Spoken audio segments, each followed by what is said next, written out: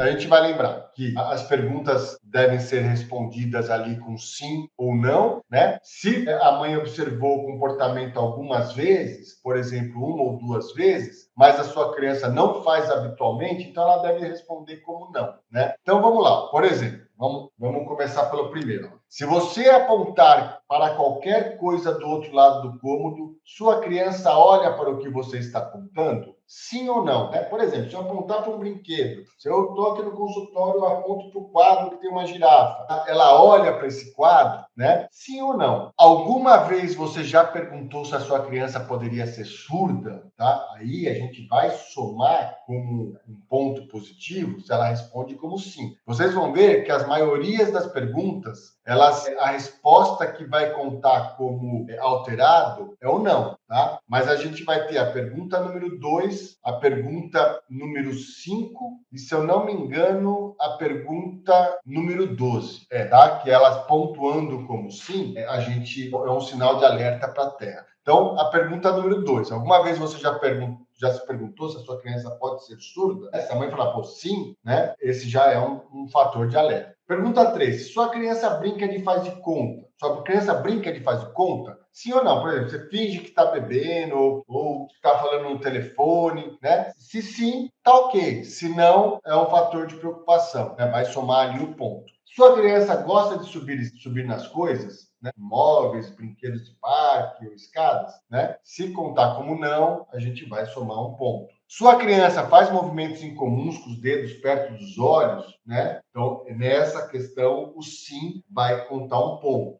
Sua criança aponta com o dedo para pedir algo, para conseguir ajuda, né? Se sim, ok. Se não, conta um ponto. Sua criança aponta com o dedo para lhe mostrar algo interessante, né? Se sim, ok. Se não, vai contar um ponto. Sua criança interessa-se por outras crianças, né? Outra criança, ela se aproxima, quer brincar junto. Se sim, ok. Se não, vai somar um ponto, né?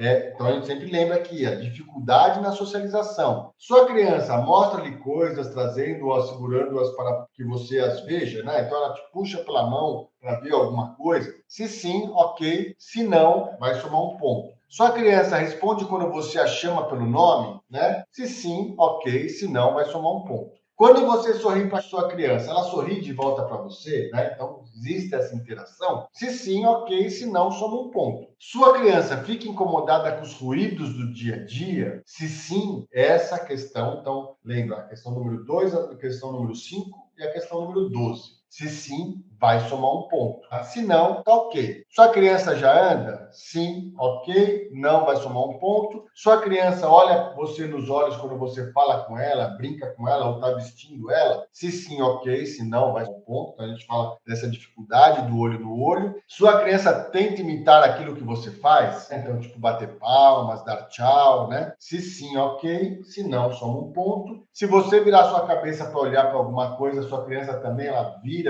para ver o que você está olhando? Se sim, ok. Se não, soma um ponto. Sua criança busca que você preste atenção nela, né? Então, muitas vezes, quando ela está interagindo com você, você olha para o outro lado, ela vai buscar que você olhe para ela. Se sim, ok. Se não, vai somar um ponto.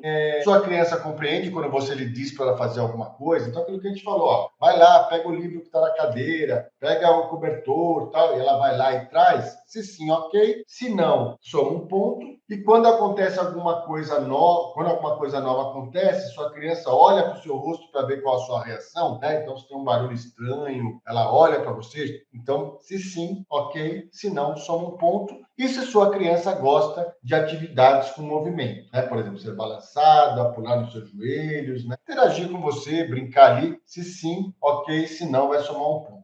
Então, é importante que a gente aplique esse questionário durante a consulta ali nessas crianças entre 18 e 24 meses, podendo trazer para 16 e exceder até 30 meses. Importante também, sempre, né, a gente fazer uma anamnese ampliada, identificar sempre a queixa principal, a história da queixa, a história pregressa, história de gestação, do parto, os dados de nascimento, o desenvolvimento neuropsicomotor, condições e hábitos de vida, né, medicação em uso, o histórico familiar, né, então os antecedentes familiares e outras queixas e exames que esse paciente possa, essa mãe possa trazer. E importante que além da anamnese, a gente possa verificar também, ter as informações, né, melhor dizendo, de outros colegas ali do serviço de saúde, de outras disciplinas ou especialidades, né, e identificar também a percepção no ambiente familiar e no ambiente escolar. Então, isso a gente vai trazer junto para poder compor um diagnóstico, né? Então, aquilo que a gente falou,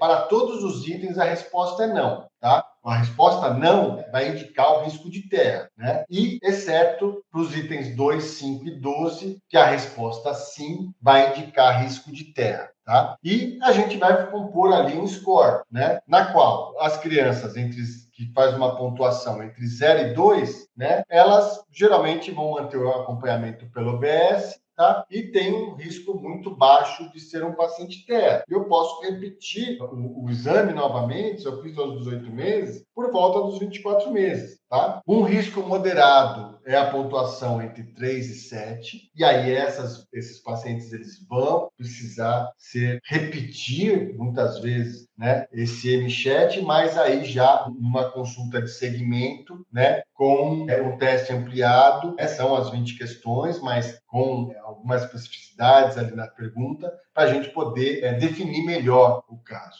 Mas e o paciente de risco elevado, que ele já tem uma pontuação acima, né, entre 8 ou mais, e aí esse paciente ele já precisa ser encaminhado, de preferência imediatamente, para avaliação diagnóstica e para os grupos de intervenção precoce, né? Para os grupos de estimulação, que hoje uma boa parte das unidades básicas de saúde já contém, tá? Aqui, então, é basicamente para mostrar, né, o teste já de maneira ampliada. Então, por exemplo, aí são as 20 questões, só que aí peguei como exemplo a primeira questão, né? Então, se você apontar para algum objeto no quarto, o seu filho olha para esse objeto, né? Então, se ele falar não, você vai continuar na pergunta. Então, quando você aponta para algo, o que o seu filho em geral faz, né? Aí, se ele falar, ele olha para o objeto, sim ou não, aponta para o objeto, olha e comenta sobre o objeto, olha quando o genitor aponta e diz olhe. Então, se ele for sim, ele passou, né? Agora, se ele ignora, né? Se ele olha ao redor do quarto sem fixar em nenhum objeto, se olha para o dedo do genitor, né, e não olha para o local onde está sendo apontando, né? Se for sim, aí ele falhou, né? Então, na realidade, eles são as mesmas perguntas,